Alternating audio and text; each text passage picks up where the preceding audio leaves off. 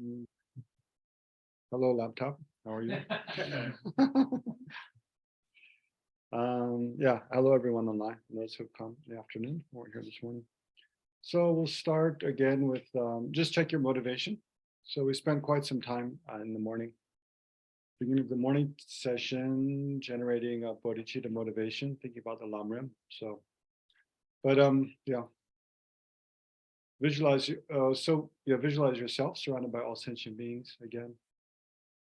And then remember how you and others are the same and wishing to have well-being and happiness and wishing to be free from difficulties and suffering and confusion.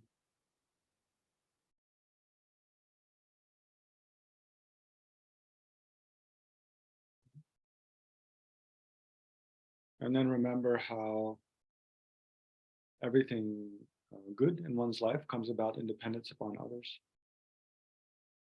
other sentient beings. This life and the past lives, countless past lives are also the same.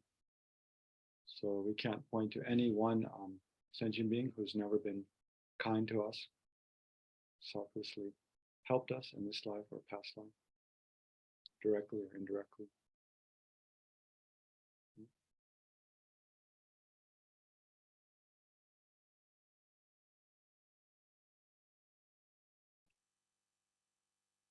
So then connect that all to this session on anger, looking at anger, drawbacks of anger, antidotes to anger, to generate a virtuous motivation for this session.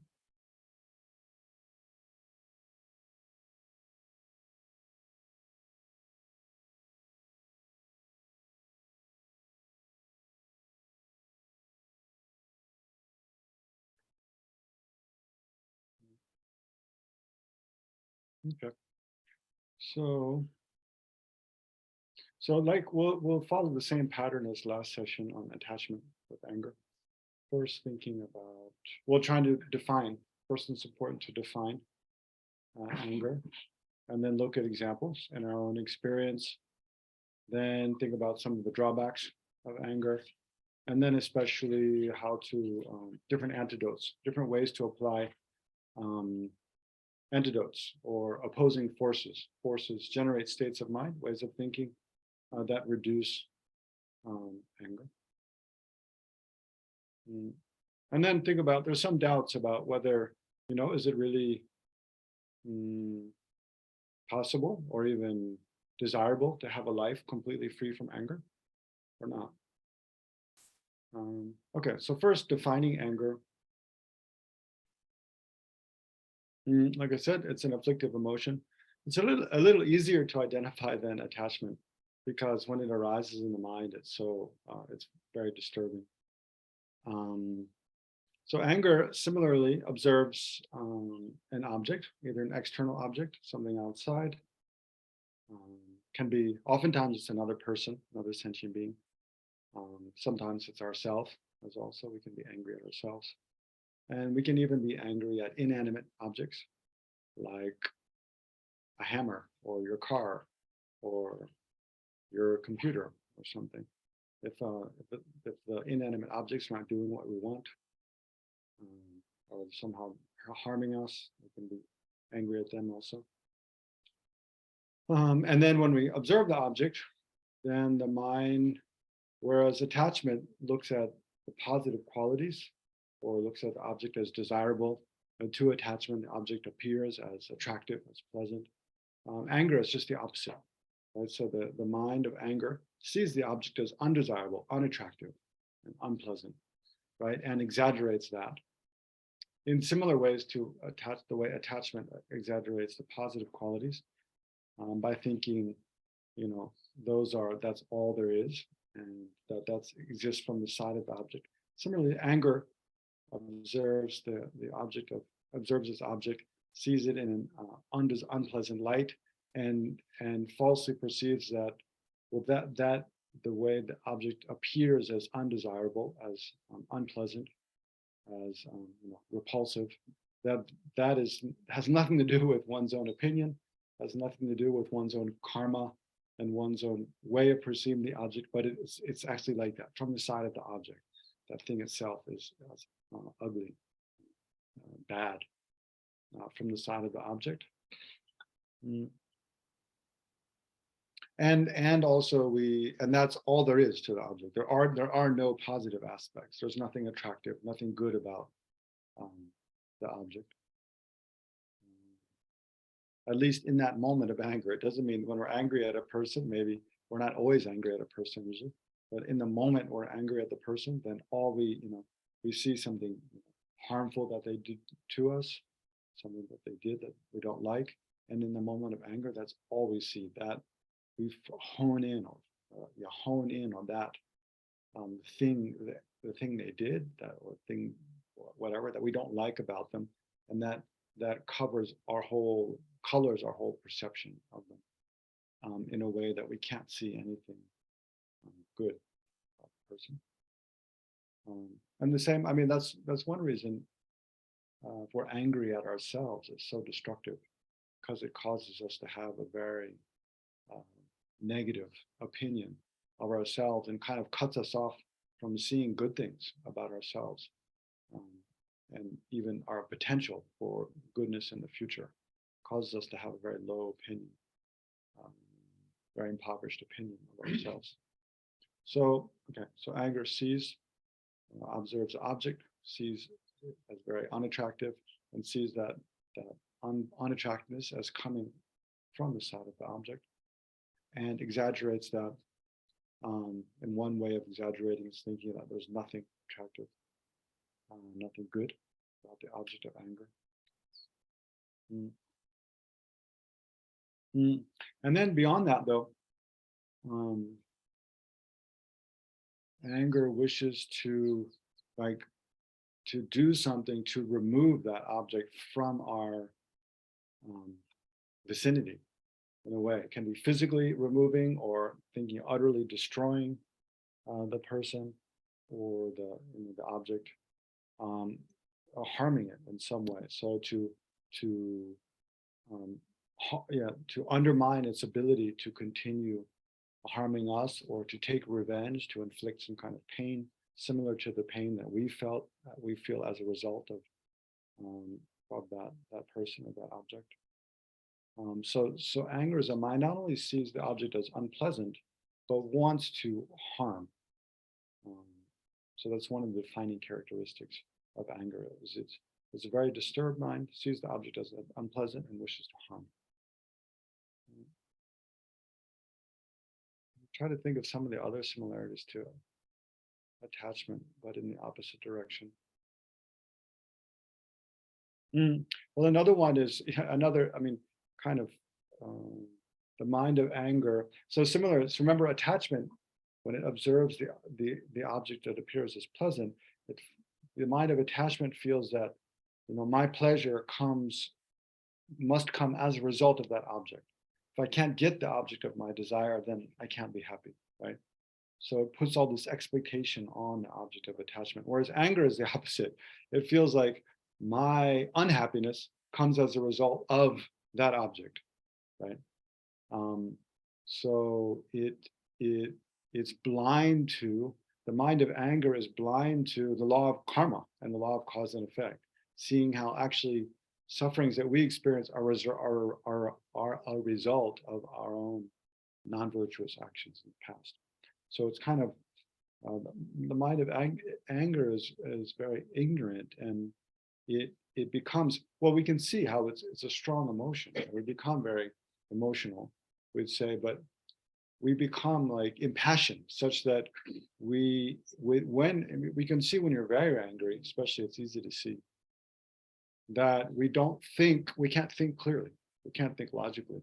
So oftentimes His Holiness Dalai Lama will say, even if someone did something to harm you and you want to take revenge, it'd be better to do without anger, because you'll be able to be more effective, because you can think more clearly like what to do to take revenge. But even revenge, of course, is a very negative thing. But there are cases where someone does something to harm you, another person, and it is appropriate to stop them, right? Because it's appropriate for them to steal from you, or lie to you, or lie to someone else, or create disharmony, intentionally, malign you, malign others, and one does need to address that. But if one does so with anger, the one becomes kind of blind. We say they're in a blind rage, even in court. According to the law of the country, if someone commits a homicide in the midst of anger, it's considered less weighty than if it's a premeditated murder, where it's just a cold-blooded kind of murder, because anger blinds us to be able to think clearly about what we're doing. So even if we, if we need to stop someone from harming ourselves, harming oneself, harming another, if we do so with a mind that's at least neutral, or even better than that, with a mind of compassion, caring about both the victim and the perpetrator of the crime, then we can act much more wisely. So anger, anger it obscures our ability to think clearly. Okay, so let's look at instance of anger in our own experience. So here again, don't start by meditating on the person who you utterly detest most in the world, because there's a danger that you just get caught up in resentment towards that person. So start with a kind of small or middling kind of instance of your own anger or irritation at someone. So the ideal is that we can kind of relive, we can give rise to the sense of annoyance, irritation, anger towards the person, but there's still plenty of space in our mind. With the corner of our mind, we can look at that experience and think about it objectively. And so here, what we want to do, and I'll go through the points of the kind of defining characteristics of anger again, but we want to try to clearly define, okay, this is anger. I can see, and ask, does it fit or not fit this kind of description of what anger is? Okay. Sure, please. If somebody lets you down, you're not angry, but you're disappointed. Yeah. So what kind of behavior is it linked to anger? Being disappointed? Well, no, disappointment's more linked to attachment. But I don't think disappointment, like many, I don't know, I'm not sure disappointment is always a disturbing emotion necessarily. It does seem to fit the bill in that when it arises in the mind, it disturbs the peace of the mind. You feel the pain, that's disappointment. Yeah, you do feel, but just feeling pain isn't always a negative thing. Like when we feel sadness at, someone close to us passing away, or when we feel empathy for another person suffering and we feel a degree of that, it doesn't necessarily, it is any pain is not like a bad thing, right? Because it can motivate us to do something virtuous. If we didn't have any sense of like suffering and pain, then we wouldn't have any desire to be free from samsara. We couldn't practice the Dharma. So, but there is a good doubt about that. Well, when we feel kind of a pain that leads us to do some, to try to be a better person, to do something good, then is that a disturbing emotion or not? Because doesn't that disturb the mind? Yeah, it can become better. So there are cases where there's a kind of just disappointment, but there's a kind of disappointment that comes from having an unrealistic expectation. And that's negative. As well, yeah, then that's negative. But yeah, any other clarifications desired about characteristics of anger? So again, let's just sit quietly, look within your own experience. So remember a time in the past when you became upset, angry at someone, and then we'll try to just, with a corner of the mind, look at that experience objectively and try to get a sense of how to define anger. Okay. So first, remember an instance when you became upset, angry with someone.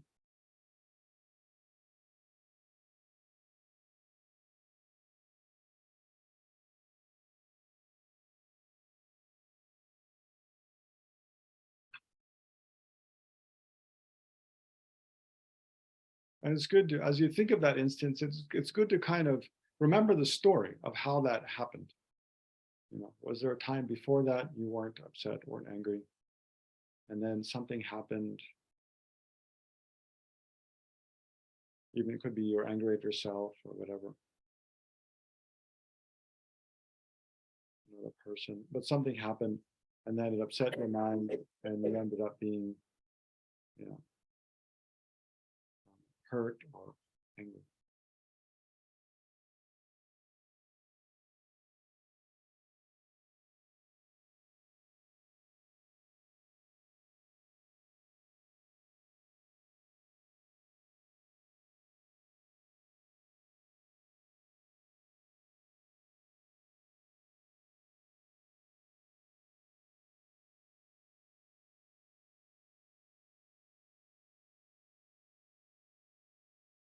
So first check, does this mind of anger, does it see the object? What's the object of your anger? Of this instance of anger that you're recalling? What's the object that it observes?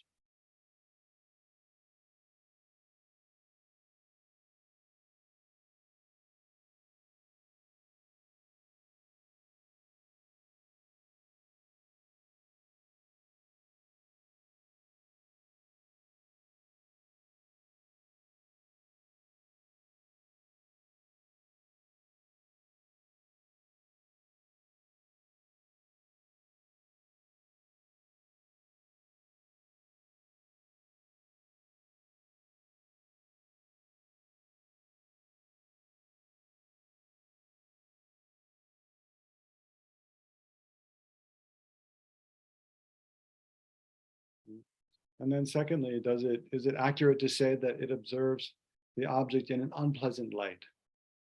That it sees the object, its object, so this mind of anger, does it see its object as being unpleasant, unattractive, negative, or bad, at the exclusion of any seeing anything positive about the object?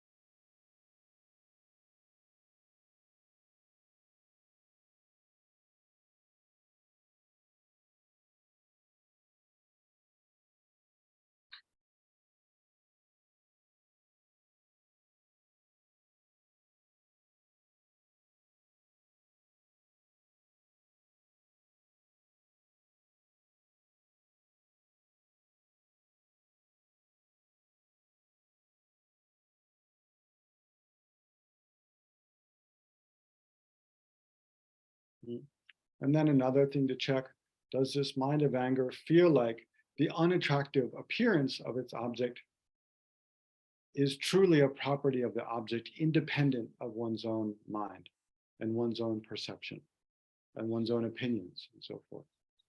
That the unattractiveness, the unpleasantness of the object comes exclusively from the side of the object. Does it appear like that?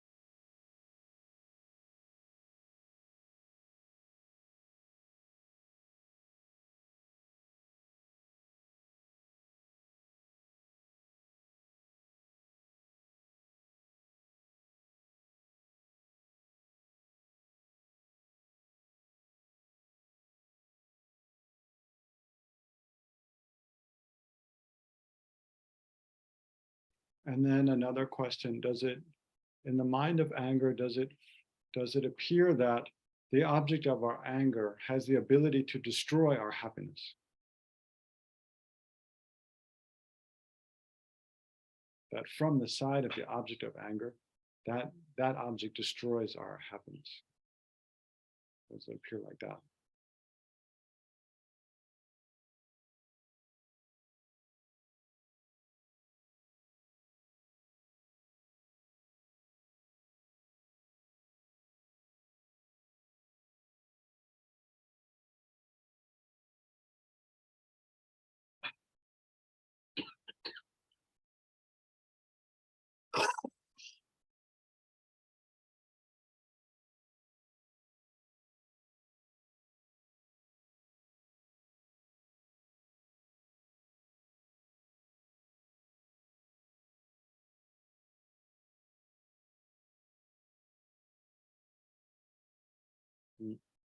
So sometimes when you're doing meditation like this, you start to lose, the more questions you ask, you lose a sense of what you're asking about, right? So if you start to lose a sense of, the anger you're looking at, go back to the first step where you just remember that instance of being angry at someone or something or yourself.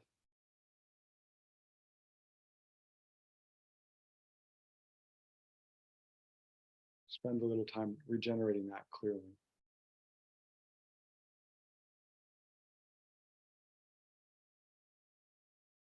Again, it helps to remember the circumstances in which a mind of anger arose.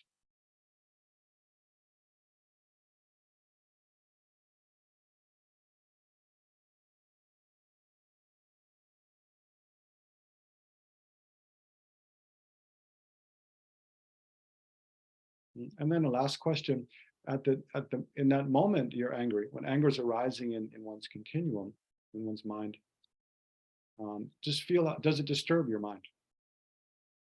Does it cause the mind to feel unpeaceful and unhappy?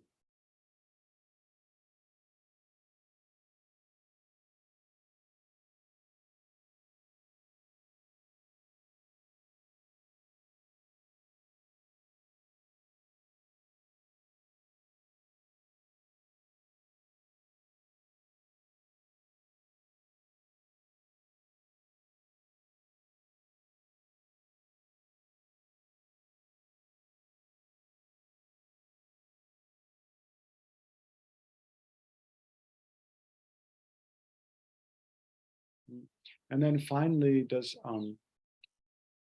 the time one's mind is angry, is one's concern more with oneself?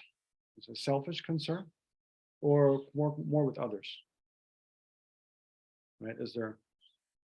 Does the mind of anger have a self-centered aspect to it, where it's exclusively concerned with oneself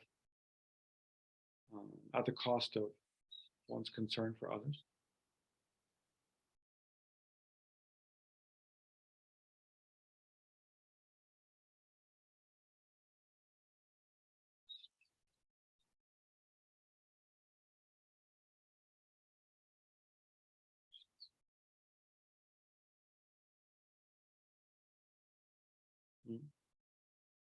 Okay, so you can relax your attention there.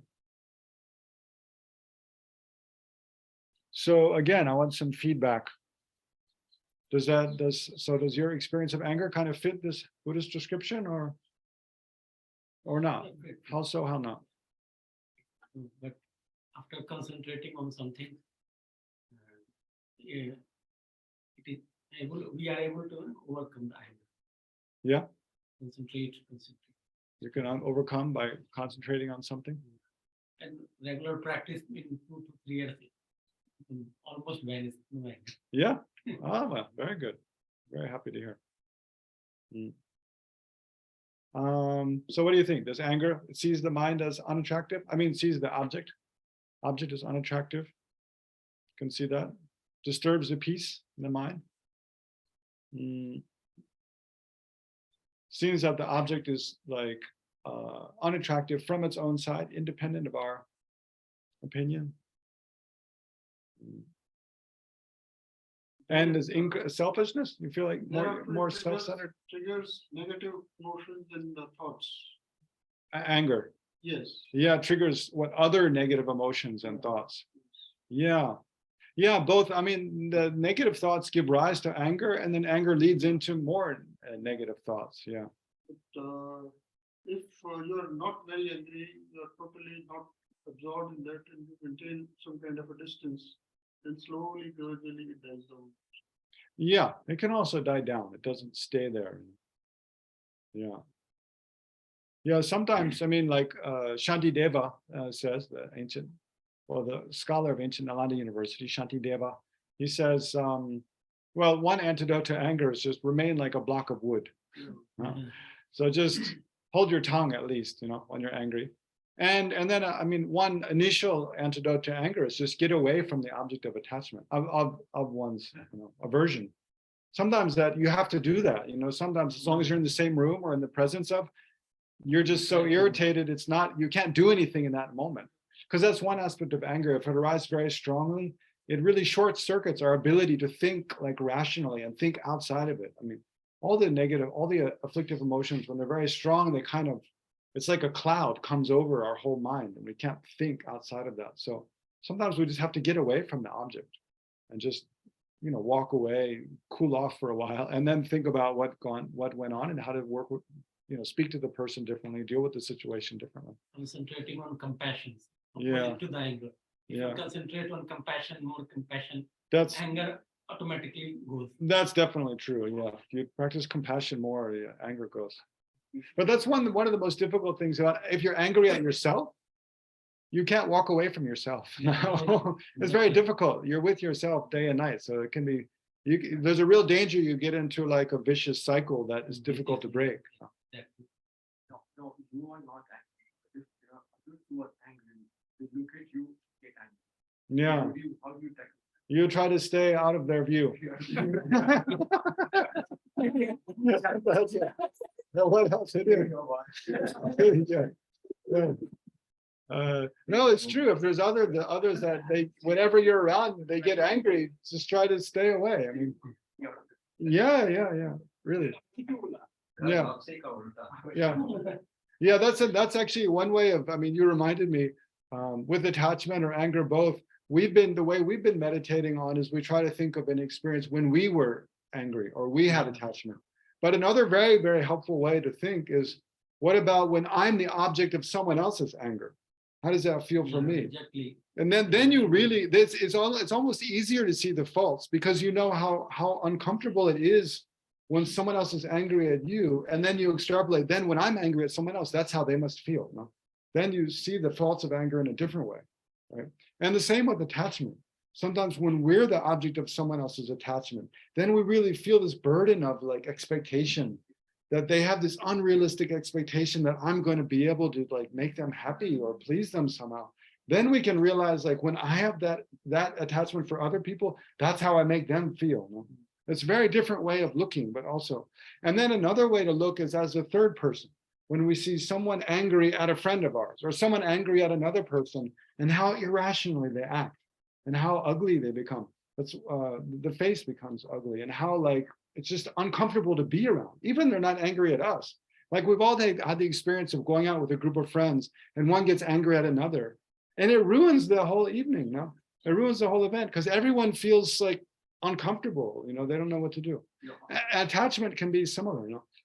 Think about how one person we know is attached to another person we know, or one person we see them being attached to something else, and how we can see how distorted it is.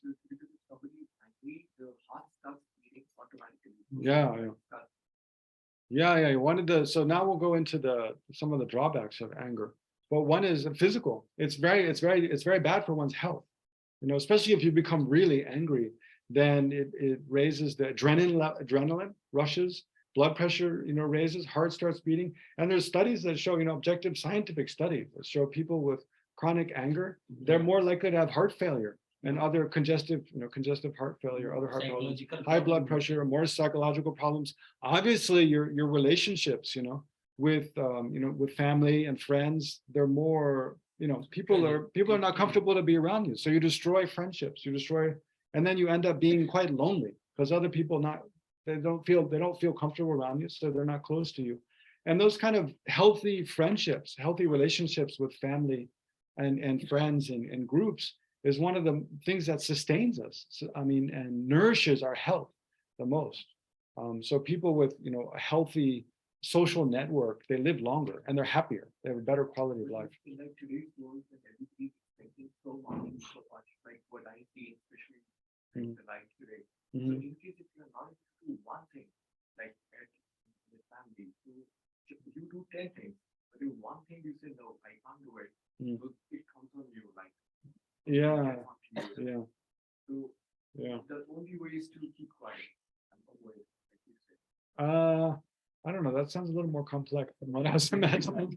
But that's because, This observation about anger yeah, at the time of being angry is possible.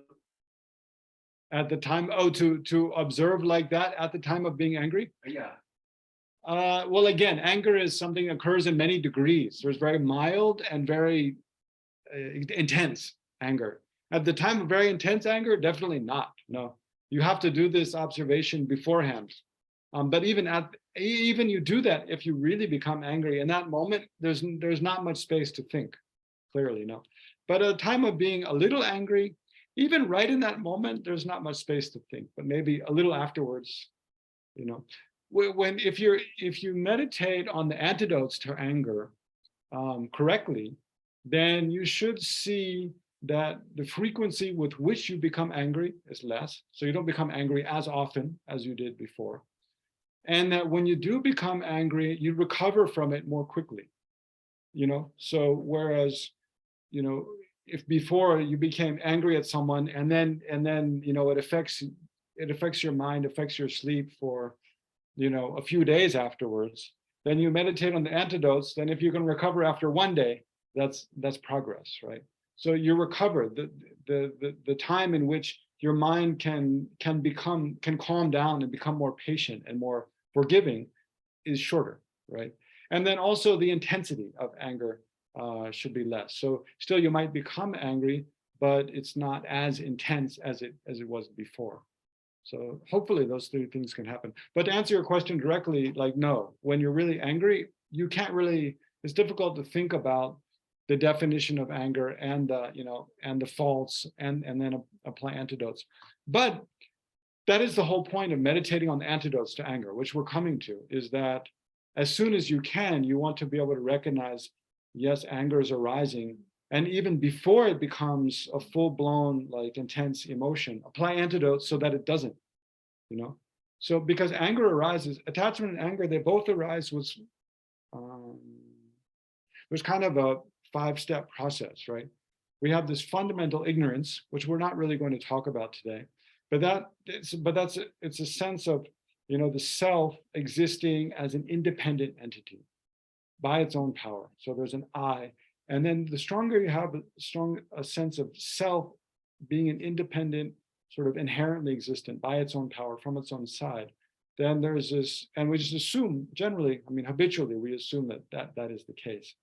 And then there's a sense of distance with others, that others similarly exist in that way.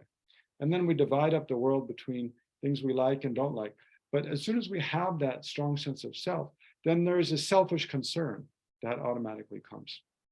So that I did ask you to look at when you're looking at your own case of anger. Did it feel like it's a self-centered mind?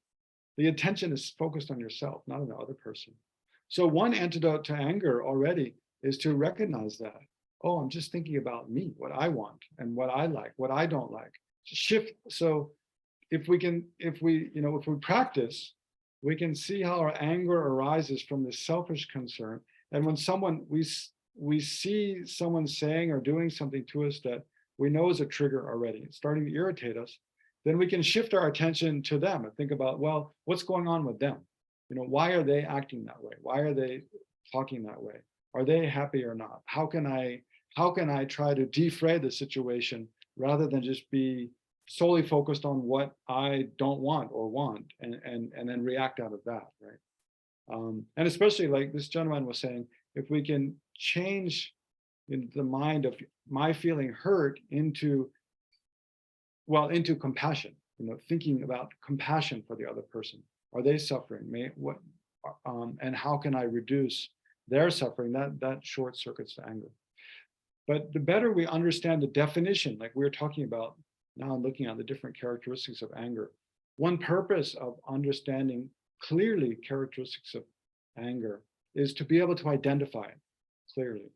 And not only identify it, but we want to understand, we want to identify for ourselves, what are our triggers? What are the things that happen that, that make me angry, that lead me to reacting in that way with, getting angry and wanting to harm others. And so the more we're skilled at understanding how anger arises for us, then the more we can be aware of potential situations that might trigger us. And when we're getting triggered, we, because you start to feel like, it's tension in your body, your temperature kind of rising, you start to feel irritated. And each of us has, there's physical characteristics. I mean, it's helpful to look at the physical characteristics of anger. So even we're just have awareness of our body and our sensations in our body, then we know which ones are associated with starting to get irritated, starting to get angry. And we can recognize those and then, hopefully remember all the faults of anger and realize like, I don't want to go down that road, right? So what can I do? Either just walk away or, focus on your breath for a moment or focus on compassion or, something, make a joke, I don't know, whatever. So you try to find different ways to change the energy so it doesn't go into anger. And then also, but what I was saying is there's a certain mental progression where, the grasping at a self is difficult to get at. That's quite subtle. But the selfish concern, we can identify. So that's one way to apply antidote. When one place to apply the antidote, when we see our concern being exclusively for ourselves, we can try to shift it to concern for others. That helps undercut anger. But then the next step is, so we have self-grasping, then selfish concern, and then we have what's called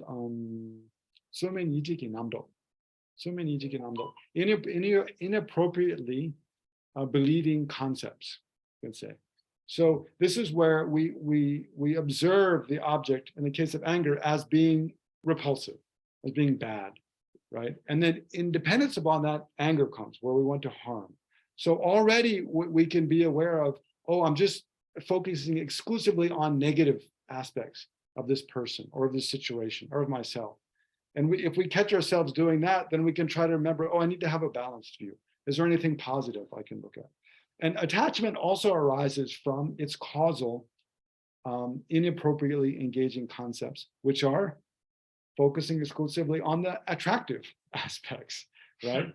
So, and then grasping at those is the attachment. So similarly, if we see ourselves focusing exclusively on, and kind of making this, they both, another term for the fundamental ignorance and also these kind of inappropriately engaging concepts is, in Tibetan you say tropa, which has the kind of, it has the connotation of like, kind of like projection, or like, I know, Lama Zopa Rinpoche always uses the example of a tablecloth.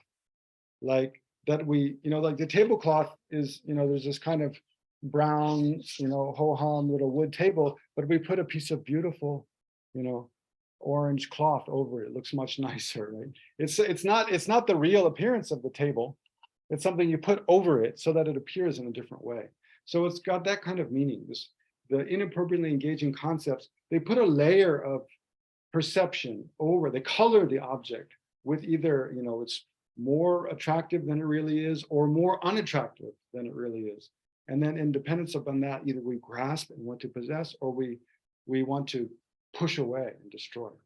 So when we see the mind exaggerating in that way, putting a layer of kind of, attractiveness or unattractiveness over the object, we can already learn to catch ourselves at that point. So at those points of, we see ourselves having more selfish concern or projecting this kind of attractive or unattractive, in the case of anger, this exaggerated unattractive appearance onto the object. If we can already catch ourselves in the act of doing that, it's not so difficult to apply antidotes. But then we start really generating aversion for the object. It's like a wish to harm. As soon as we start doing that, it's harder to apply antidotes, right? And then when we're really, really upset, it's like we're, in a rage, then there's no space for thinking. So we have to practice ahead of time. Maybe some of the drawbacks of anger now. Actually, I want to quote from this text by Chandrakirti. Chandrakirti, the glory of the moon, glorious moon. No? Yeah. Something like that. Yeah. Okay. So in his commentary on Nagarjuna's rude wisdom, so his commentary is called "Entering the Middle Way." It's translated by Thupten Jinpa. So it's got 10 chapters. The first 6 chapters there's one chapter each on the 6 perfections. So what's the third of the 6 perfections? Someone other than Kabir? The 6 perfections, you all know. Some of you are familiar with, no? 6 perfections. Generosity. Generosity is the first one, yeah. Ethics, Morality or ethics. morality, and then Patience, yeah, patience, exactly. So the third chapter is on patience. So patience is the ultimate antidote. Well, not the ultimate, but it's the main antidote to anger, right? So he talks about the faults of anger in this 3rd chapter. So here, I'll just. No, this is by Chandrakirti.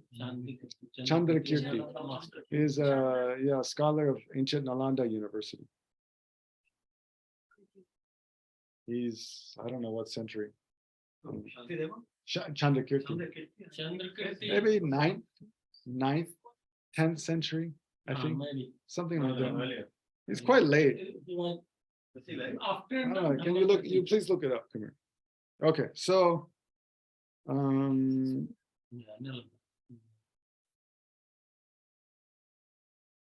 me see. Okay. Okay, so some of the, well, maybe I was just starting. Yeah, okay. I was starting to talk about faults, right? So one of the faults, there's the physical. It harms your health, anger. One is it harms your health. Another is it destroys your relationships. Yeah, so here again, like I was saying, when you think about when someone becomes angry at you, imagine you've been friends with someone for a long time or been on good terms with someone for a long time. And then one time, they get angry at you. Even in a way that maybe is, seems somewhat justified, but they get angry. They get really angry at you. Usually we feel like it's an overreaction. Someone gets angry at us. But when someone gets angry at us, then the next day, the next week, the next month, even the next year we meet them, we're worried they'll be angry at us again. And we're not sure what's going to trigger them, especially if we're not sure why they got angry at us in the first place, or we just think like, that's weird. Like people usually wouldn't get upset about that. Then we're not sure. Then we kind of feel like we're walking through a minefield, like you're not sure anywhere you step, there could be an explosion, right? So you don't feel comfortable being around that person. So in a way, you don't trust the person. So you don't want to be around them that much because it's not comfortable for you. It doesn't feel safe in a way. So it really destroys relationships. So you can imagine if you're someone who gets angry at the others in your family and your group of friends again and again, then the relationships are not close. They're not peaceful. They're not strong. And then if other people don't really feel like they can trust you, and they're not so sincere with you, they're not so open with you, they don't really share what's really going on with them, then you also don't feel like who can you really trust? Who can you really be open with? Who can you rely on? And then from both the sides. From both sides it comes. Then there's a sense of loneliness, right? So then again, bad for physical health, bad for your mental health.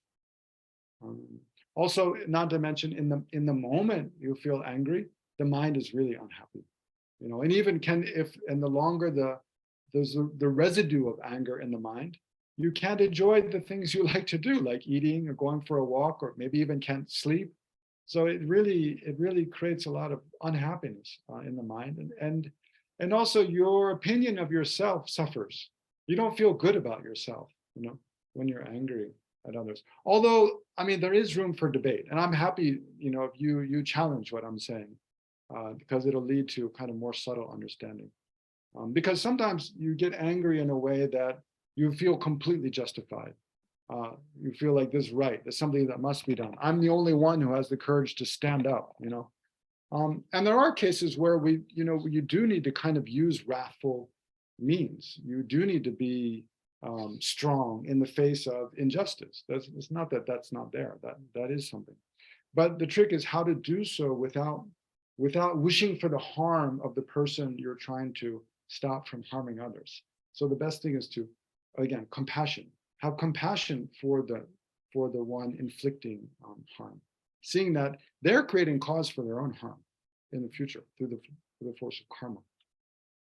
Meditating on compassion can create some kind of wave that could is a telepathic sign sometimes. That if you meditate on compassion for someone, it will go in their mind also.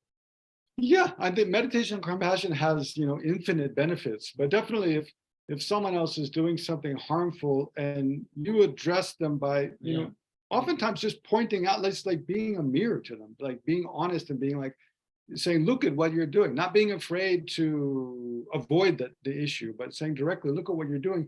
But but with sincere compassion, I think people feel there's a big difference between that way and addressing in a way that you want to belittle and put that person down, and you don't have respect for them. So if you can both show respect and caring about them and point out their faults, they're much more likely to be open to hearing what you have to say than if they sense that you're attacking them. As soon as we feel like someone's attacking us, our defenses go up. We close off. We don't trust them, and we don't believe anything they're going to say.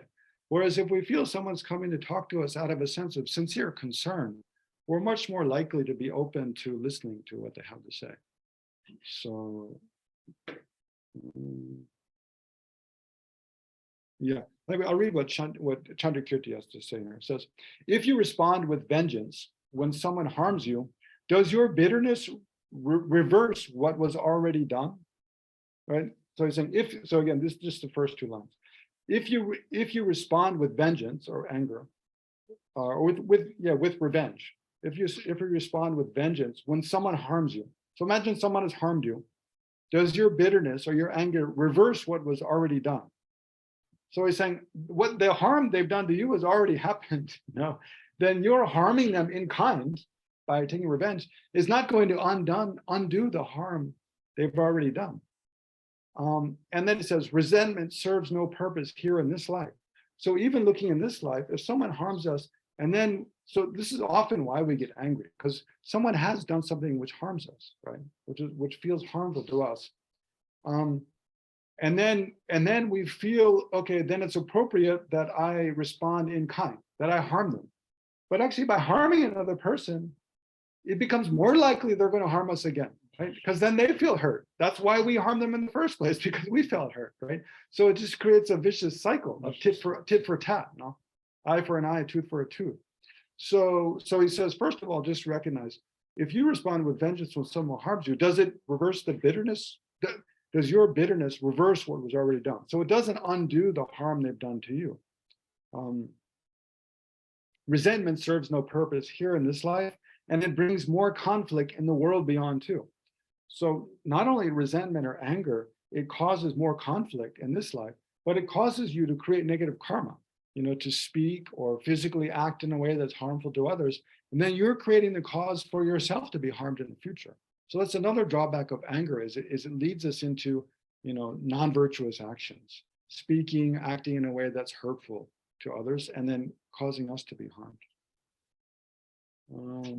So the real way, if someone does something to hurt you, the wise way to act is the wise way to think is that, this harm is befalling me as a result of my own karma. Right? It's due to my having treated other people like this in the past that this kind of harm is befalling me. Now, does that mean we should just let people mistreat us in all kinds of ways, or let people or think similarly towards other people? Then it becomes even more controversial, right? If we see someone harming another person, like child abuse in a family, like we see someone in our family beating their child or something. Should we think, oh, that's the child's karma, so I shouldn't do anything about it. Of course not. No, no. Of course we should try to, because the person who's inflicting harm on the child, they're creating negative karma as well. Not to mention the suffering the child's experiencing is, will be, tragic for them, and it could cause trauma and harm for them the rest of their life. So of course, when we see someone inflicting harm on another, we should do what we can to stop, but not with a mind that's totally partial, where we think, oh, the victim is totally innocent and the one inflicting harm is just utterly bad. But seeing that it's part of a vicious cycle. This is where karma can lead to a much deeper kind of compassion rather than to a kind of callousness. So our understanding of karma shouldn't lead us to be callous, right? Rather, it should lead us to a deeper sense of compassion where we recognize, oh, the person who's a victim of the crime, they're suffering that because they did something similar in the past. And the person committing, harm, they're creating karma such that they'll be in the place of the same victim in the future, right? In a future life. And then have compassion for both and try to, bring an end to this whole cycle of harm and then experience of suffering, and harm and experience of suffering again and again. So again, the best way to do that is have compassion for both. Not only compassion for the person who's being harmed in this life, but compassion for the person who's creating the karma to receive harm in the future life. And in that way, act. No problem. No, usually good questions. Now, the thing is that if they are, others are getting angry, you don't want them to suffer because you know that they are suffering while getting angry, and they may suffer later. You do karma. And you want them to be happy. And you're helpless, you're trying your best, but they are still angry. You want them to be happy. So how do one manages when you just pray? I guess that's what one can do. Well, it all depends on the specifics of the circumstance. Every situation is slightly different. But in some cases, like there's a small thing that you might do that someone in your family or something, it irritates them when you do that. Like. So then you do nothing at all. Well, you can just avoid doing that thing. That nothing at all, and yet person can be irritated without. Then what can you do? We have to also be realistic that if they're like that. Sometimes no matter what we do, it's going to irritate the other person, and then just try to stay out of sight. And just try to. There again, compassion is again helpful. Like really recognize. It can really help to recognize that when they're angry at me, they're really unhappy. They're really suffering a lot. That can help to be patient, and to recognize also, it's like Shanti Deva said. That's a very, very helpful analogy he gives is if someone hits you with a stick, do you get angry at the stick or angry at the person wielding the stick? You don't get angry at the stick. It's the stick that actually strikes your body and that causes you to feel pain. That's the direct cause of the pain is the stick striking your body. But the stick didn't decide to just jump up and hit you. It's the person wielding the stick that caused it to hit you. So similarly, when someone's getting angry at you, instead of, if you're going to get angry at something, get angry at the anger in their mind. They're being controlled by, the person is like the stick. The afflictive emotion, the anger in their mind is like the person wielding the stick. So at the time a person's angry at you, they're being overwhelmed by, it's like their own karma, their own emotional habituation from either this life or past lives. And so at the time that they get angry at you, they're not happy, they're creating negative karma. And also it's not like a conscious choice that they're making to become angry at you. They're acting out of sort of the forces of habit and delusion, in their own mind. So it's like they're a victim of forces in their own mind. Just like, a helpful way to imagine when someone's harming you, getting angry at you, is imagine if that person had a severe mental illness that you know about, like they had, Down syndrome, or they were schizophrenic, or they were elderly and they had dementia, and they're not in control of their mind, then you wouldn't get angry you'd be much less likely to be irritated because you know they're not in control. Why are they? What can I do to make it better? Just wondering. Yeah. Yeah. Again, compassion, patience. Yeah. I mean, but you also have to recognize it's your karma to have this person getting angry at you. It's because probably you treated them in the same way in a past life. Yeah, yeah, definitely have. Otherwise, you don't. There's no cause for you to be in that situation. So definitely, you've.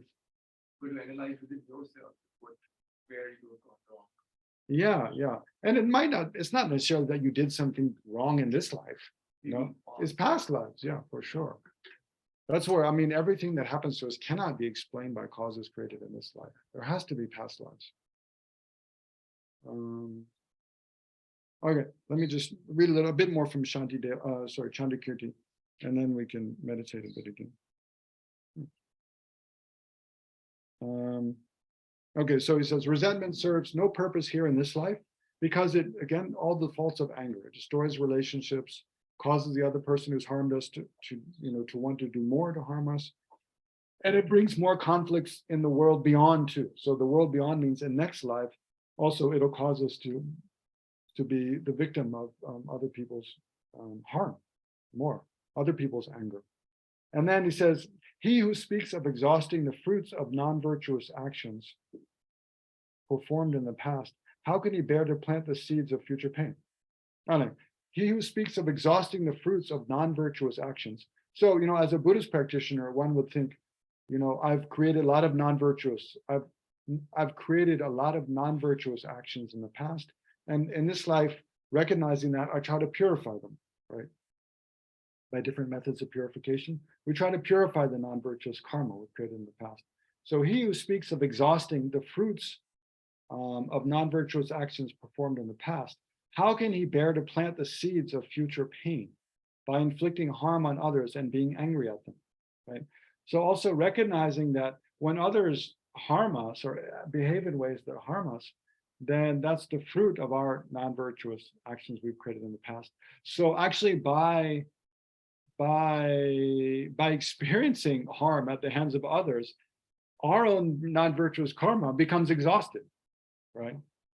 This is a very mind training way to think, like that when we experience suffering, it's a result of our negative karma, and it causes that negative karma then becomes exhausted by us experiencing it.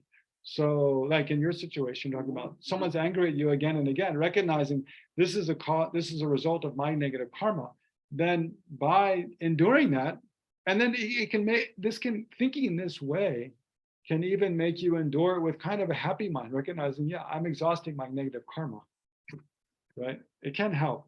So then if we recognize karma, law of cause and effect, that by experiencing suffering, I'm exhausting my negative karma. How could I bear to plant the seeds of future pain by inflicting harm on others, right? So how could I bear to inflict harm on others knowing that it's going to result in harm for me again?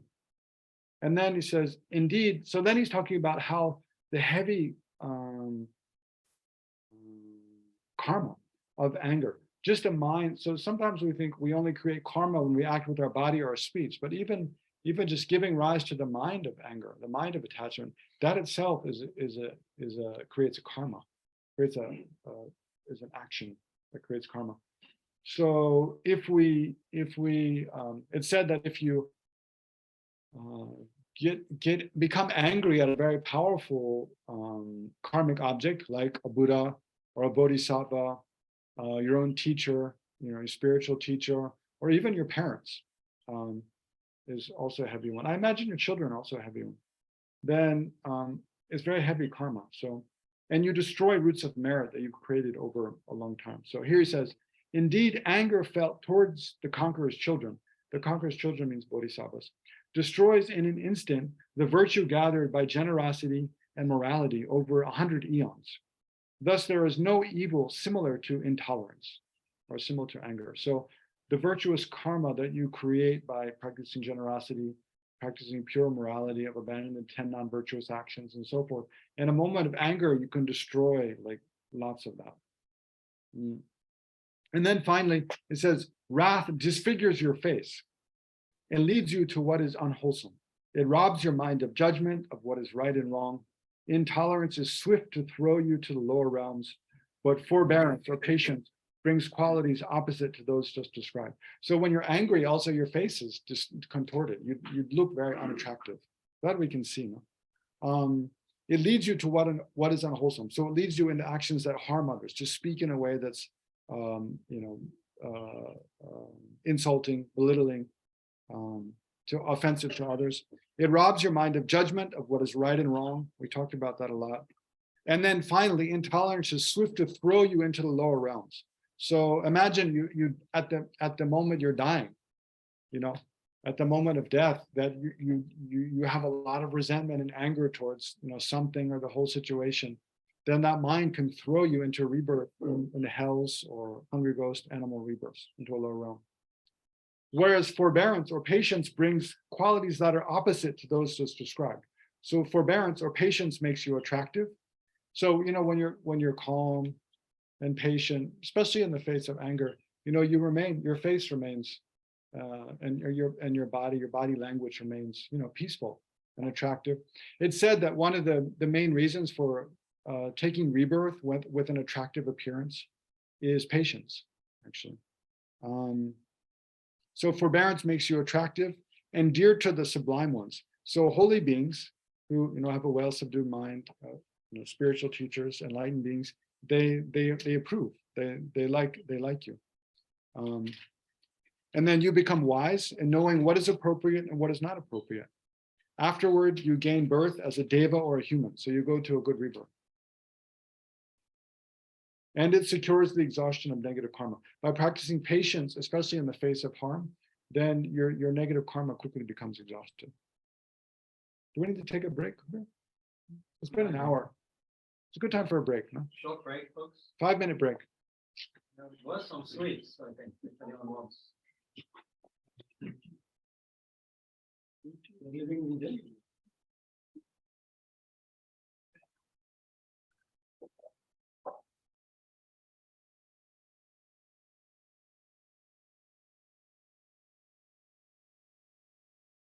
Some tea or something. What time should we start? This is till 4:30, but we can stop before it. Oh, so it's until 4:30? Okay, we'll go to 4:30.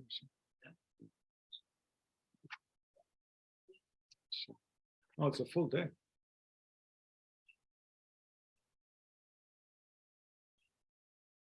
So they're the judge. It's okay. They're very kind. Hosted a lot of Really? which on this compound. At their house. Oh, wow. Reincarnation, Tushita, which Oh, really? amazing connection. Oh, wow. Amazing. It's like a amazing. Stayed at their house, all of them. We visited, some of them stayed overnight. Oh, wow. She lives nearby. Yeah. We just walked there. Just that block, same block. Okay, 5 minutes, great. walk, 6 okay, minutes. great.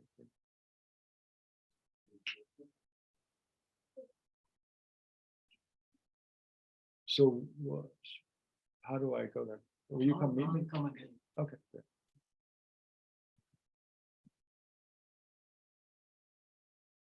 Yeah, maybe come 7:15. 7:15, you come? 7:15. ये कहीं नहीं जाना, ये कहीं नहीं जाना। मना आपके पास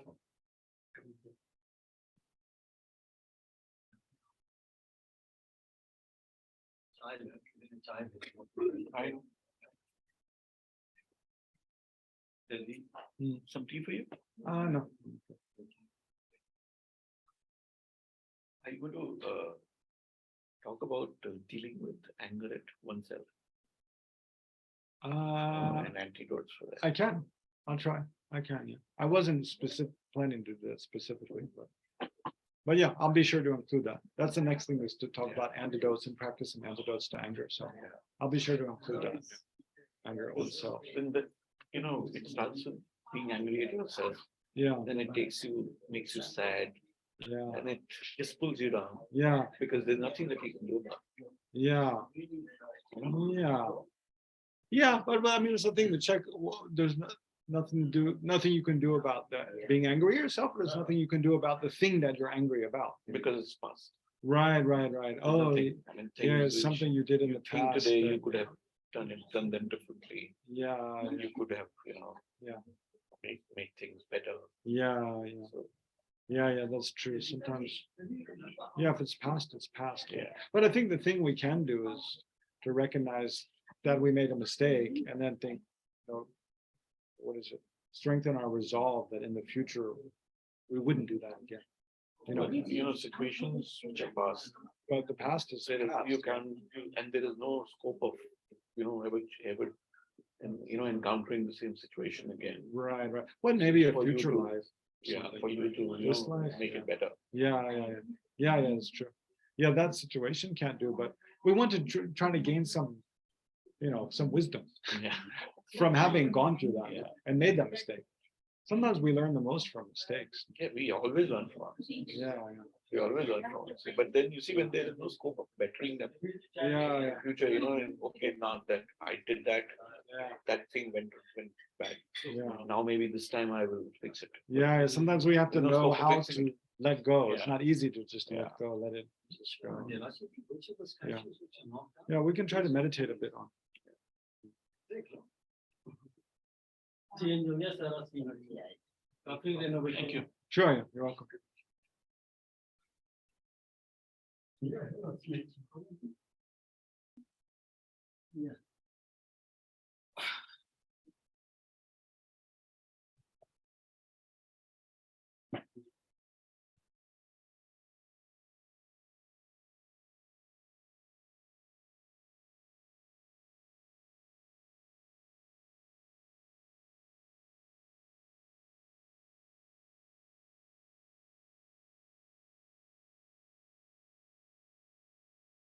I wanted to ask morning sessions about it is about attachment. Mhm. Like it happens, it might be happening with everyone, but it happens. They want a solution. So, for example, the family out of their attachment, our parents out of their attachment, they are so much attached to their kids. Mm. For example, the achievements of their child or the failure of their child. Mm. So, like how to deal? I just want to take the solution, Geshe, Mm. that how to deal with that type of situation back at home. Mm. That when they are so much attached with our achievements, our failures, and there are so much of like we are living in India and we have to face the society. There are so many cliches Mm. every country has. Mm. So, in short, how to deal with such situations? I hope that you have understood that. Yeah. What type of tough times people have it. Mm. I understand. Yeah. And living a long time in India, you might be Yeah. well aware about the stereotypes. Yeah, I am. Last day you were talking about the civic sense when you were traveling in the train. Mm. So you're talking about that. Mm. So this gives a solution. How to, Mm. not What was I there- talking about when I was traveling in the train? You, in the previous session, you were talking about that when you were coming from Guwahati Guwahati to Delhi. Yeah. So one person. Oh, yeah. Playing the Bollywood kind of videos. Yeah. Yeah, there's pressure from parents, to. And then they do that blackmail. Like we are doing this, we should do this and that. No, Yeah, they do. actually they are so much concerned about their happiness. Yeah, Like for example, if the child does not succeed in one part, like I am not a child, yeah. I'm an adult. Mm. So till now, like I am under that pressure every now and then. Mm. Like my achievements, my failures, there's so much pride about it. Mm. Yeah. So how to deal with it? Yeah, there's several different ways to think, no?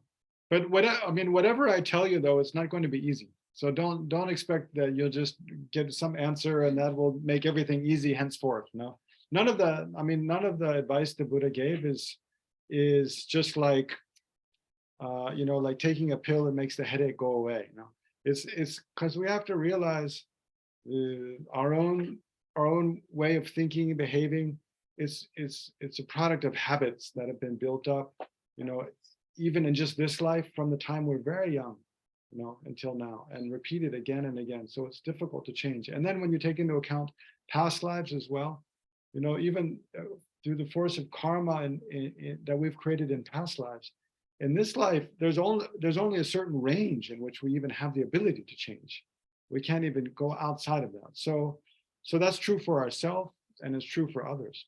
So we have to identify kind of the forces at work, like what are the things disturbing us, and what are different ways we can change to make us more peaceful and more in control of our mind for ourselves and for others, and then try to do the best we can within that. And by doing what we can, that itself creates a very good habit for making more progress in future lives. The worst is to just give up and think there's nothing I can do, because then you're really just giving yourself over to the forces of habituation and relinquishing your ability as an intelligent human being to make rational choices and decide what is good and what is not good way to act. So, okay, but what are some ways you can think? One is, well, do you believe in past and future lives and karma? Okay, so that's always that's always a good place to start. That to think, why are my parents treating me this way? Change roles. I was in a past life, I was a parent, I had children, and I treated them this way. That's very helpful to think. I mean, it doesn't make it easier, it does make it a little easier, but it's still not like,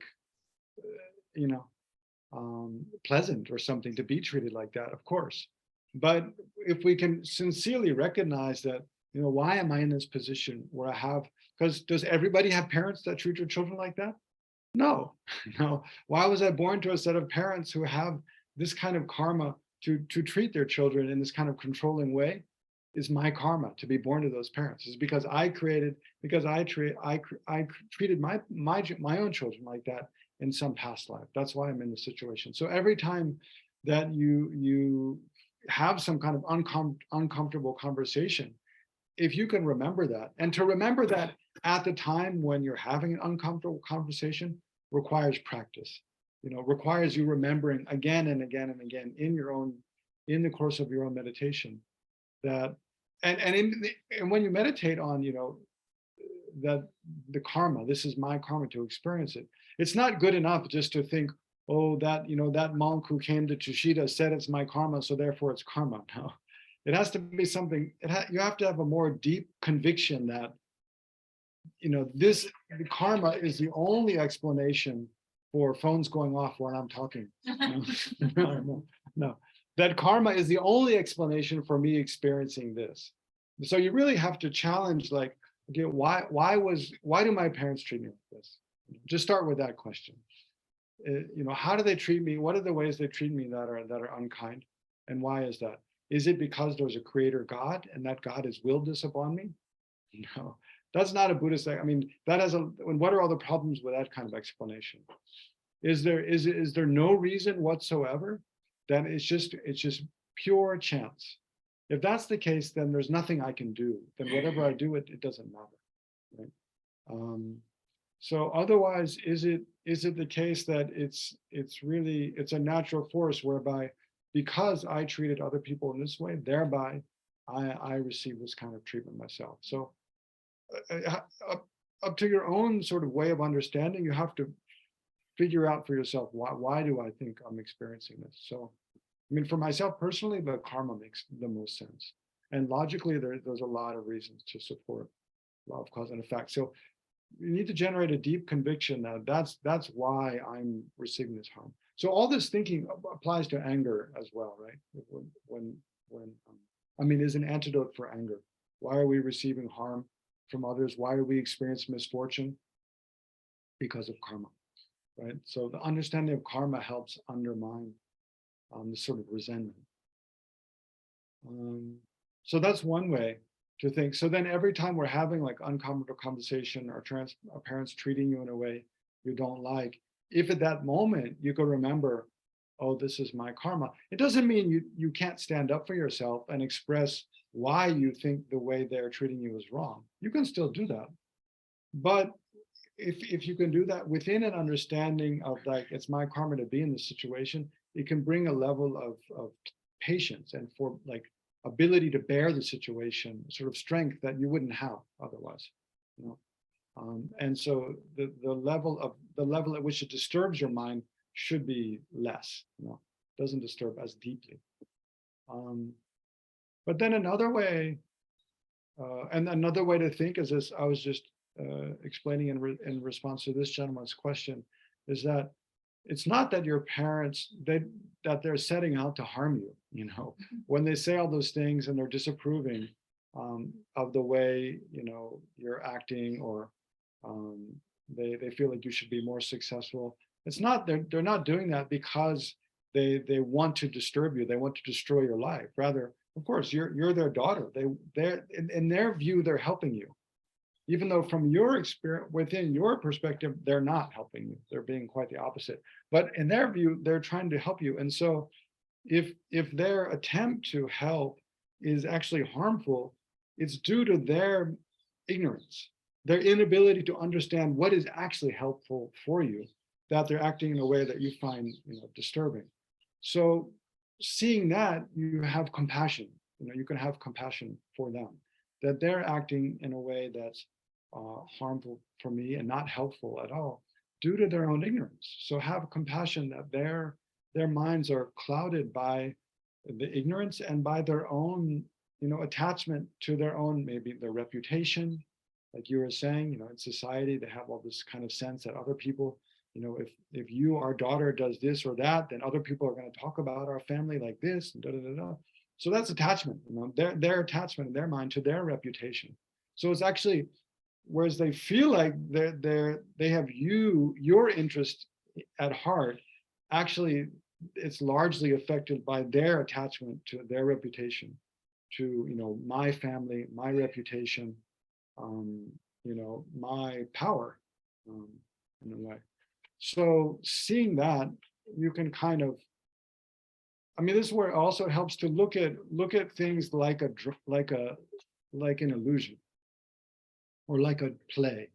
Like, you see, you know, there's all these different forces at work, right? And yeah, ultimately there is no kind of reality of you or them. It's just like in a dream, you know, all these different things happen, you know, in a dream we have all these different appearances and dramatic things happen, and they're all a projection of forces in our own mind. So like that in waking life, all these appearances of me having parents like this, these parents treating me, acting like this, it's all projection of the forces of karma that we've created in the past. And that way it's kind of like an illusion. So if you can see in that way, you can become kind of like, just watch and be entertained by the whole thing and not take it too seriously, because it won't last forever, right? And then another way that's helpful to think is just again and again, remember your parents' kindness to you. You know, that they gave birth to you. When you were an infant, they cared for you, you know, so many years, feeding you, cleaning you, waking up in the night, putting you back to sleep, protecting you from harm, giving you education. So think about all the, you know, all the things they've done to help you when you were helpless, especially as a young child. Then that can help to be, you know, to generate gratitude for all that, you know, all that kindness our parents have shown us in the past, and be more patient with, even when we see that they're treating me in a way that's inappropriate and unfair. Those are a few different ways to think. Can I ask a question, please? Sure. Is supposing somebody is mistreating us, Mhm. is it always because of the result of our past karma? Mm. Or is it a very comforting idea to justify the things and for the time being, you know, being more comfortable? Mm. Just, Yeah, that's a good question. Yeah, we have to check. I mean, that's what I was going through because when someone's mistreating us, yeah, we have to think, well, why? You know, why are they mistreating us? Of course, there's different levels of explanation, right? yes. They're first, I mean, it could be like they're jealous of us, you know, or they just don't like us, or they're, you know, we treated them in a certain way, and then they're kind of taking revenge or something. So that's one level of explanation. But then we can always ask deeper, well, why is it that they don't like us? Why is it that they want to take revenge? Why is it? And then, the deeper we go, eventually it becomes where things that happened in this life don't explain anymore, right? So then we'll, okay, why, when we ask why more and more deeply, then either it becomes, if we're materialist, then, and everything's reducible to physical properties, then it's just a movement, the science of physics should be able to explain like that, atoms and molecules move in our brains in this way, and this makes us have this kind of thought, and this makes us have this kind of action, and that's why, right? If we're, we believe in a theist, like we believe there's a creator God, then somehow they created the world, they created it this way, and da da da da da. If we're agnostic, then we just say, I don't know, or things just happen by chaos. So, or things happen due to karma. So, but in short, though, the Buddhist answer is, if anytime someone's mistreating us, is it always due to our karma? Yes. Yeah, it always, in the Buddhist view of why things happen, it always comes back to our karma. Then what do we do? Should we keep on accepting whatever is happening to us? Or sometimes there may be a situation that if you keep accepting, the other person will keep harming you. Right. Yeah. So yeah. So every situation is not the same, and every person in that situation is not the same. So yeah, if we have to decide. There's one way of thinking whereby, which is quite radical, which for most people doesn't really is more difficult to practice, whereby recognizing that this person is harming me because of my karma I've created, because I've similarly harmed them or other people in the past. So therefore, my main concern is to exhaust this karma. And the quickest way to exhaust this karma is just by letting them keep harming me. So I'll just bear it and then recognize that as they harm me, my karma is being exhausted. But that's very difficult. And you have to have very deep conviction in karma to be able to live like that, right? It's very difficult. It is advised in many Buddhist scriptures, but to practice that maybe in some, like when a mosquito is biting you, just to think, okay, I'll let it just bite me and take the blood. That's not so difficult. But if someone's really cheating you such that it's undermining your career or something, and it's going to affect your whole family, much more difficult to bear. And is that really fair to your whole family? If you can't provide them the kind of comfortable the comfortable living standards that you would have been able to otherwise. So and then also there's the question of, if I let the person keep harming me, what does that mean for their karma? Like I was saying earlier, if they're harming me, acting out of their own afflictions, attachment or anger, then they're creating negative karma as well. So a more ordinary way to think is to, stand up for our rights, stand up for what's just, and stop the person from harming us. But again, without wishing to harm them, but by wishing to stop them from doing something that ultimately is harmful to themselves. Right? But to do that, it's helpful to separate a person's actions from the person. We can care about the person and want the best for the person, but recognize the actions they're doing are wrong and bad. And I don't know, bad maybe is extreme, but I don't know, are just wrong, and they should be stopped.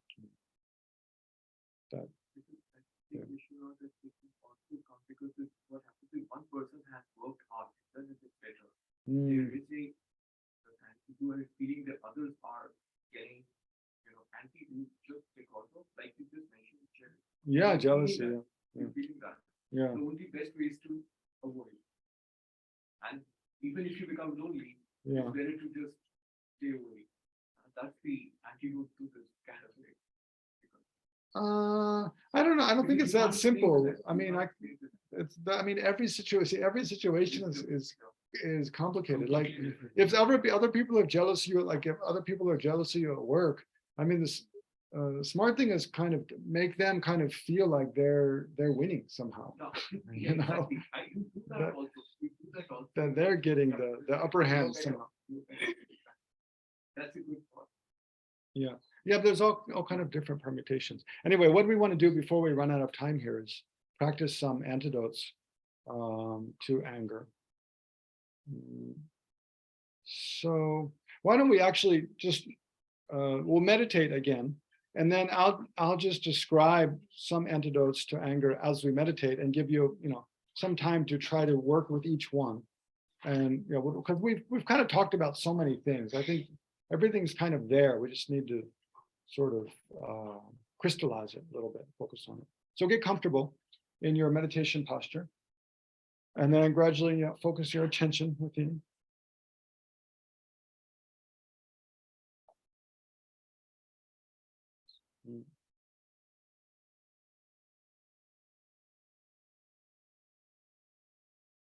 So first, just focus on your breath or your mind, and just relax for a moment. Just kind of clear your mind.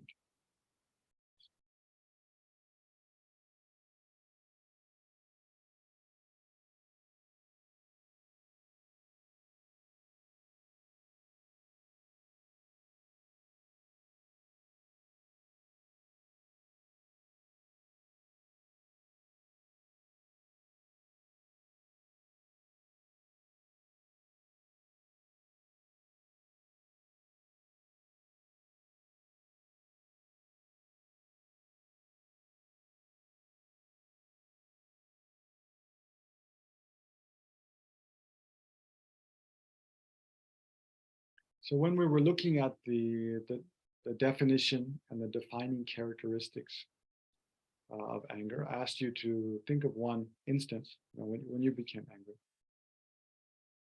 So try to bring that to mind again.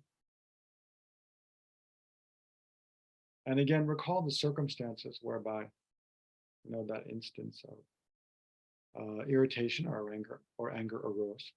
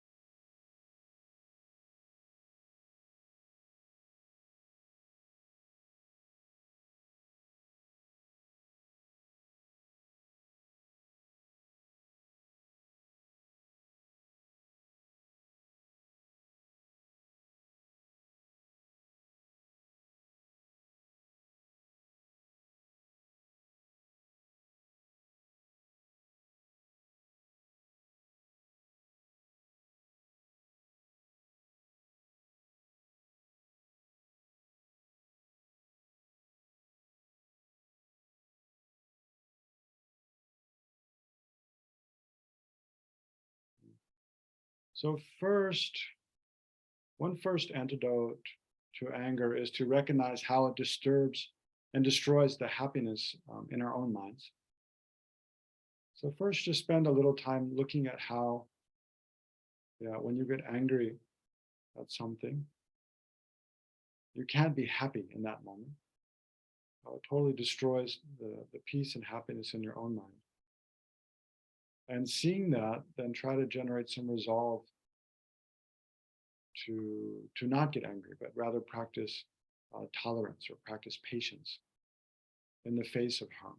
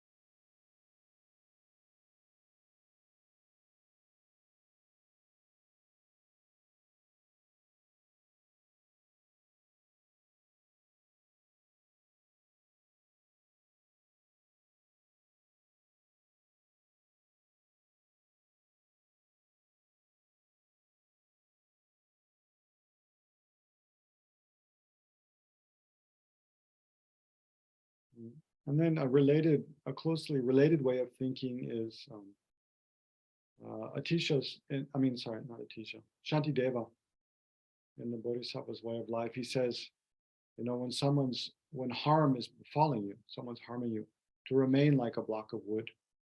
So another way to think about that is to imagine, if you're getting angry because of the way someone's treating you or something's happening, imagine if you actually were a block of wood, how it wouldn't disturb your mind whatsoever. Right? So is it possible just to remain, experiencing that treatment, and then just like a block of wood, like not reacting to it, not jumping to any judgments or any conclusions or giving rise to any resentment, but just remaining neutral in the face of that, like a block of wood.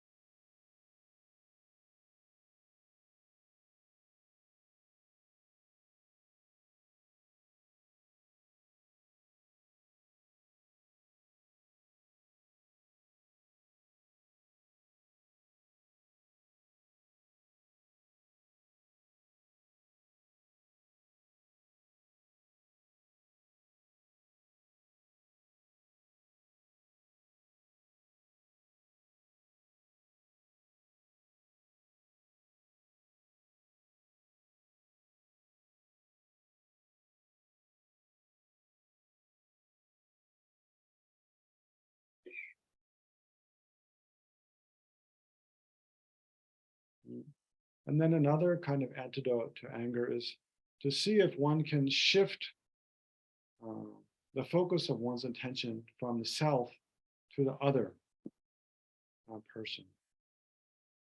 So this is especially effective when the object of your anger is another person.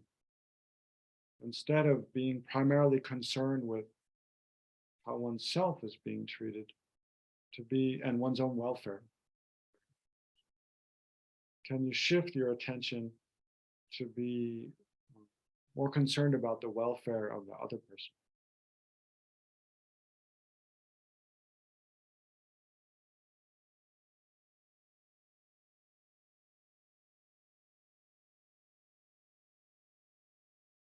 And try to generate loving kindness, compassion.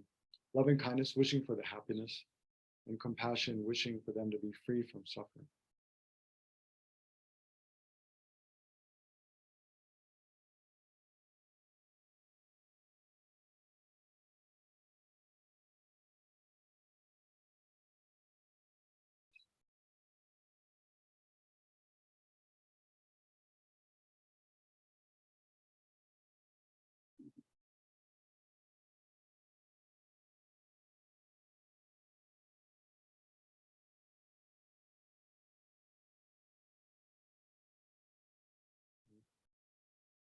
And then here, another kind of another antidote is to remember the analogy by Shantideva that I mentioned, where the person harming us is like a stick wielded by their afflictive emotions.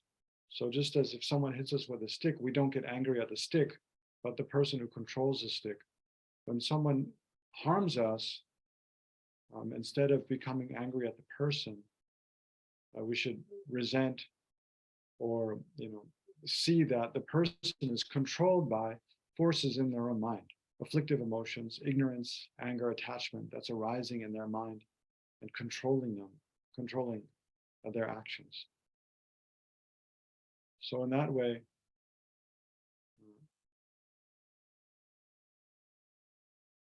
see how the person is acting under the force of afflictive emotions.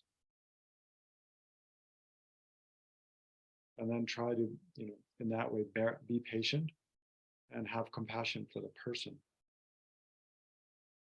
while still, disapproving of their actions.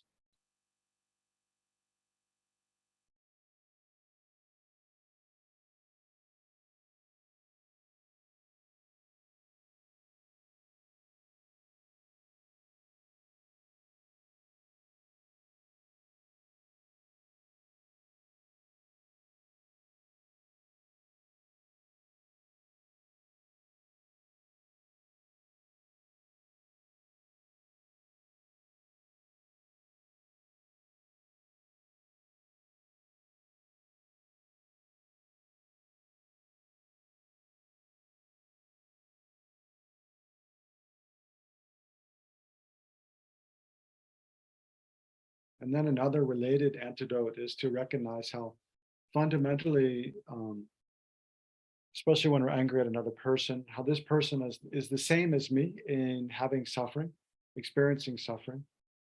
That's probably why they're mistreating me, because in their own mind, they're unhappy and suffering. But they're the same as me in having suffering and wishing to be free from suffering, fundamentally. And they're the same as me in fundamentally being bereft of complete satisfaction and wanting to have satisfaction and happiness. So you can practice trying to generate that recognition of the person who's an object of my anger as wanting to be free from suffering and wanting to have happiness, just as I myself do.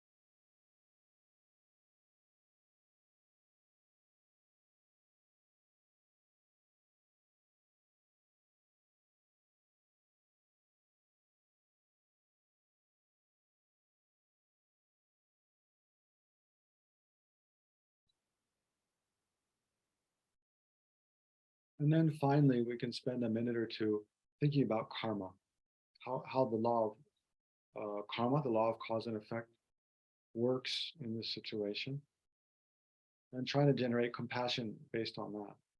So seeing that the harm that befalls me is due to my own karma. Therefore, I should endure it with patience.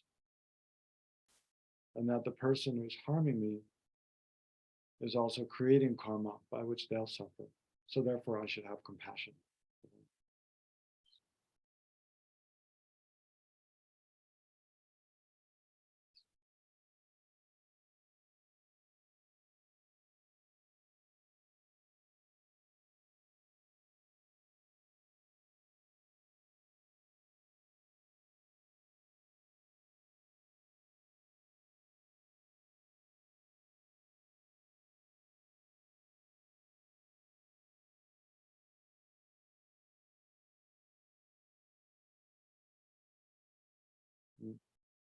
And then finally, actually, one more thing. So in the case that you're angry at yourself, maybe for some past action that something you did in the past that you have resentment about.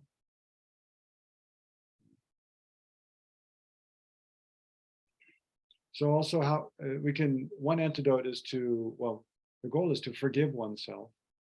And one way to do that is to recognize how, again, one acts, the things we've done in the past that we regret, we did under the force of ignorance and afflictive emotions. So it's not that we intend to do something that's harmful to someone else or harmful to ourselves, but through because we're habituated to ignorance, attachment, anger from countless past lives. Then without recognizing the effects of our actions, we do things.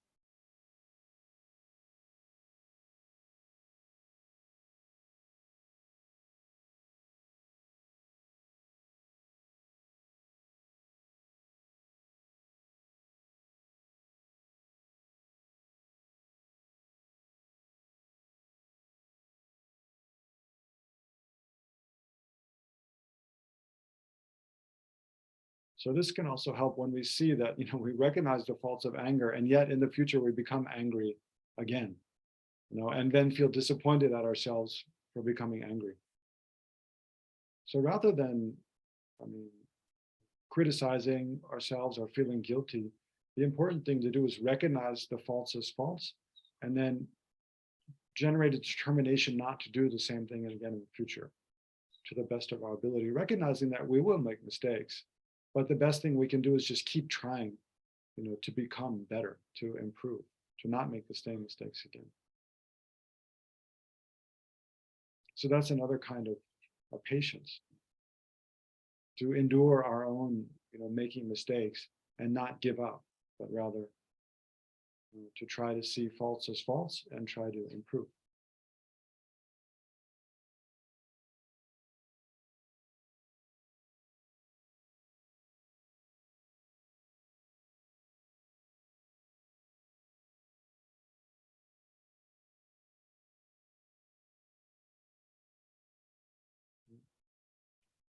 Okay, so we can relax our attention there. If there's any questions, I'll take some questions. Otherwise, we'll just dedicate. Yeah, there's one technique that seems to be mentioned a lot in other traditions. I don't know if it's so strong in Gelo, but probably is. To just watch the energy, to be with the energy of anger, because it's energy. When you drop the storyline and thinking about what went wrong and the person or whatever, just the energy of anger in the body and breathe with it, and it works. Because Yeah. you're not focusing on the person or what happened, just the energy in the body. And that would fit in with some of the other Buddhist teachings as well. Yeah, yeah, I've never seen that description in any like London texts or something. Oh, But it's kind of like Shanti Deva's like remain like a block of wood, no? well, But it's a bit more subtle, no? yeah, you're relating with the actual physicality of it in your body, Yeah, because there's energy there. and just watch that Yeah. instead of focusing on the object of your anger. Look at your own mind of anger. Yeah. Yeah, that's a kind of changing the focus of your attention from the thing that you're looking at, which is provoking you and causing you to the experience of anger, and recognizing, yeah, this is just an experience. It arises, it passes away, and just kind of letting it do that. Yeah, that's a technique, although, yeah, you're right, it's not emphasized so much in Nikuru, but I mean, it can be very effective. as well, so it seems difficult. Yeah. If you look at the anger, it dissolves like a cloud. If you look at it, not Yeah. participate in it, look at the anger as anger, Right. it dissolves because you're just paying attention to it at a certain level and not relating to what you don't like about what happened or whatever. Yeah. There is, I mean, it's kind of slightly different, but closely related, is looking at the actor, the object, the action, the three spheres as being empty of inherent existence. I mean, that's slightly deeper, but look at the whole, it's like I was saying, look at the whole thing like an illusion, no? Like Right. there's a whole phenomena that just, being harmed, reacting, in a way that you with irritation. It's all, the whole thing is just like an illusory appearance arising from causing conditions and will pass away. So to look at the whole thing as being empty. But yeah, that's definitely, you can look at the physicality of it, because anger does, especially anger, it has a very strong physical like element. So it's attachment, but it's a bit more subtle sometimes. It's more subtle, yeah, usually. Attachment leads to aversion, then anger. Yes.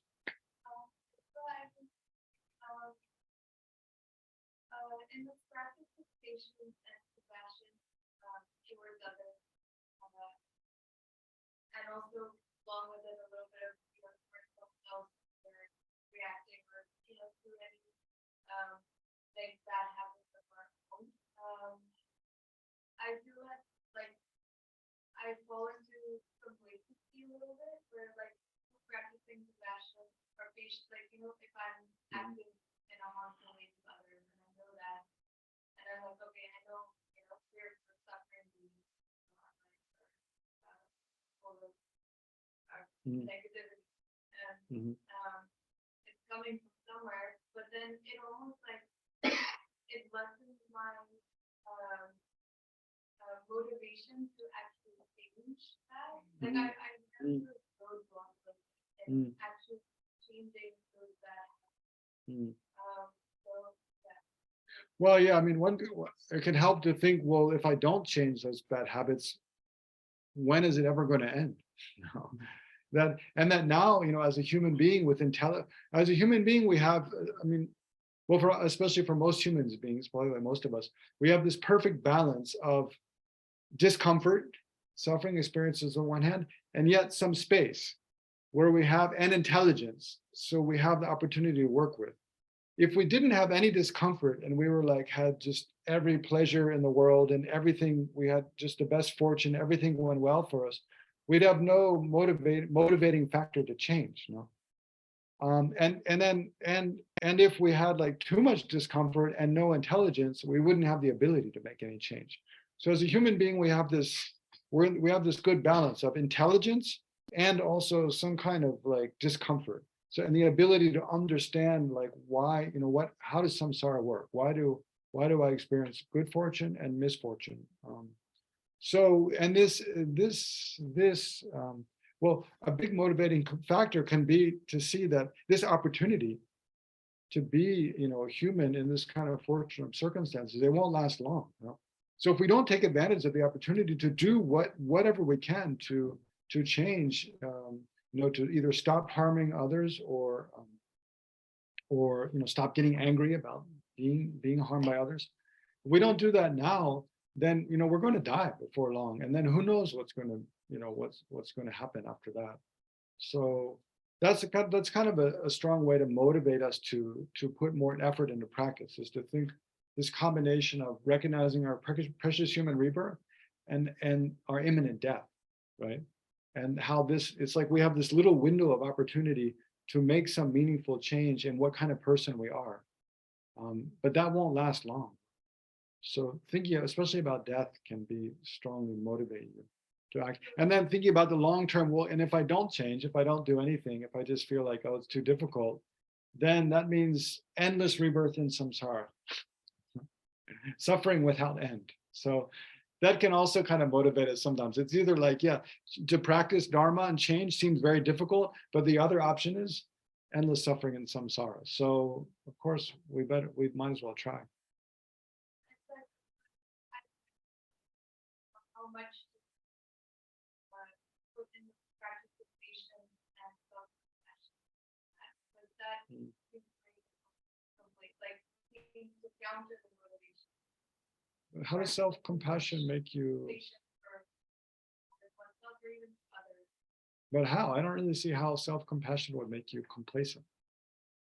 It's like okay, like you know, this is samsara, and so the other person is acting as a friend. Yeah.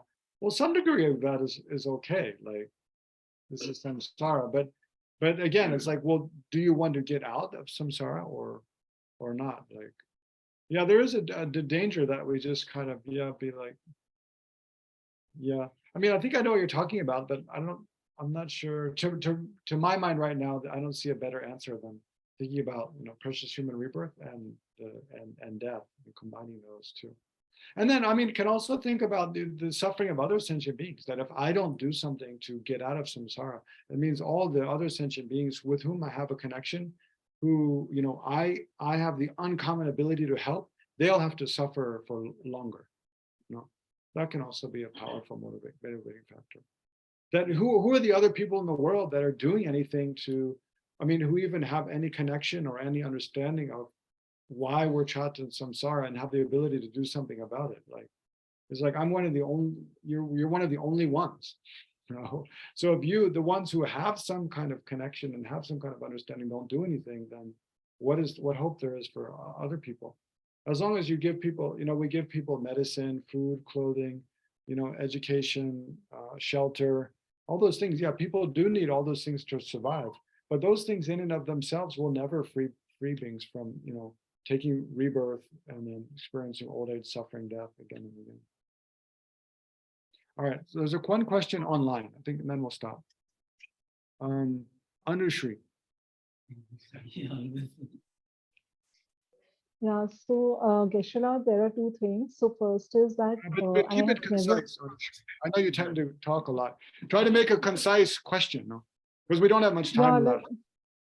No, like I don't understand. I've never understood this. What does it mean by projections of our own karma and the dream illusion analogy? So I don't understand that. Can you elaborate? Yeah. So it's just like in a dream. Like, so what? Imagine, you know, you go to sleep at night, you have dreams, and then, but while you're dreaming, do the things that appear to you, do they appear like real? Or while you're dreaming, do you realize that, oh, those are dreams? Yeah, so we don't know that when we're, Right, yeah, right. So when you're dreaming, you don't recognize it as a dream, right? So all those yeah, appearances, they seem like real, but are yeah, they yeah, real yeah. out there? No, there's no real sounds, no real colors, no real other people. Even the person you are, it's not real. It's just a projection. It's a projection of forces in your mind, right? So just Hmm. like that, in waking life, the difference, what's the difference between a dream experience and the experience in a waking life? Is that in a dream experience, nobody else experiences it. It's a private experience. We're the only person that experiences the dream. Nobody else, their experience. In waking life, though, we share that experience with other people. You can see me, I can see you. We see the room around us. We can, go to the same restaurant, eat the same food. We have similar experience. And yet, all that experience that we share with others is a projection of our what was it, common karma, our shared karma, right? So there's no more fun apart from it being an experience that we shared with others. So think about like the experience you had yesterday. Like I mentioned the example of lunch yesterday. Your experience of eating lunch yesterday. Where is that now? How is it different from a dream you had last night? They're both completely gone. They only exist as memories now. They cease to exist. So, but both experiences, they arose from energies in your own mind. So dreams obviously arise from kind of imprints in our mind. Also, the waking experience we have, which is shared with other people, it arises from the force of karma in our own mind. In that way, and when it's gone, it's totally gone. It's just, so in that way, it's totally like an illusion. So if you can see Thank you. everything like that, then everything is more like, more like a drama that's played out on a stage. Actors on a stage, they know, but see, actors on a stage, they have the wisdom knowing that what they're doing is just kind of a facade, just acting. We are basically acting, but I mean, through the force of our karma, but we don't usually have the wisdom to know that it's just a play, really. Okay. Okay, Yeah. thank you. Let's dedicate now and end the session. We're already over time. Okay, so thank you all, everyone. So let's dedicate. So we can rejoice in all the virtuous karma we've created, meritorious actions we've done today, beginning with a wholesome motivation at the beginning, then listening to, contemplating, meditating on attachment, the definition of attachment, faults of attachment, some antidotes to attachment. And then this afternoon, the definition of anger, some of the different faults of anger, physical ill health, mental unhappiness, destroying our relationships. And then some of the antidotes to anger we meditated on. So we aspire that in the future we can gradually reduce and then eliminate from the root our attachment and our anger. And then we can generate wisdom to be able to show others similarly how to reduce, eliminate their attachment and anger. We can see so these attitudes cause so many problems in the world. And then by the force of this, gradually may all sentient beings be free from every form of suffering, especially the suffering of taking rebirth in the hells, hungry ghosts, as animals. Think all the suffering in the human realm, just as earth, climate change, wars, inequality, oppression. So whatever we've done here today may it all become a cause or become a remedy to all the ills of the world somehow. And may the Guru's lives be long and stable, especially his host Dalai Lama, and may the Buddha's teachings and all of the spiritual teachings which genuinely benefit beings flourish for a long time in the minds of ourselves and the minds of others, remain for a long time in the world. And then bring to mind any other prayers you'd like to make for yourself or for loved ones or for the world at large. Bring those intentions to mind.